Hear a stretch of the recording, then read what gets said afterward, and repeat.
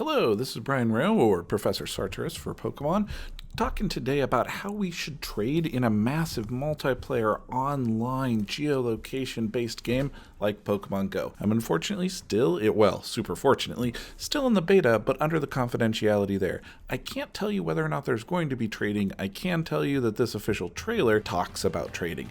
I want to know how you would design trading in a massive multiplayer online geolocation game so that it's good, it doesn't warp the balance, and it doesn't create major issues. Trading is one of my favorite parts about card games generally and about video games where there's a collection aspect to it.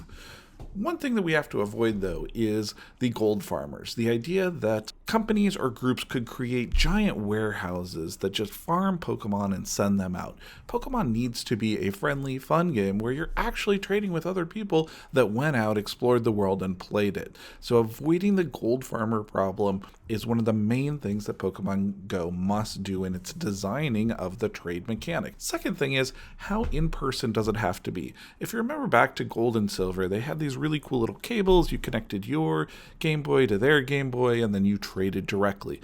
Is it going to be restricted to being right next to someone, to what their GPS says? Do we want to even make it to where you have to have some physical items, such as the new pins, in order to trade, or your Bluetooth talking to the other phone or devices Bluetooth? How close to in-person does it need to be? I mean, you could set this up to where anybody who's within 2 miles, you see the Pokemon that they have for trade and the things that they are offering. I think that geolocation experience is very different than one where we have to be within 5 feet of each other to make a trade. The wonderful thing about geolocation gaming is that it has this ability to connect people in real time, to possibly duel and to trade. Should you be allowed to add sweeteners to the trade? Would I have to trade a single Pokemon for one other Pokemon? Or is there the opportunity to add a little bit of honey to get my Raichu up to a Charizard? Another issue, though, is everything in the game going to be tradable, or are there going to be some things that you actually have to earn? Some soul-bound items, some Pokemon that are so cool or so rare. If I see somebody else with them, I know that they actually found them in the wild, that they didn't just trade for them or buy them online from someone else.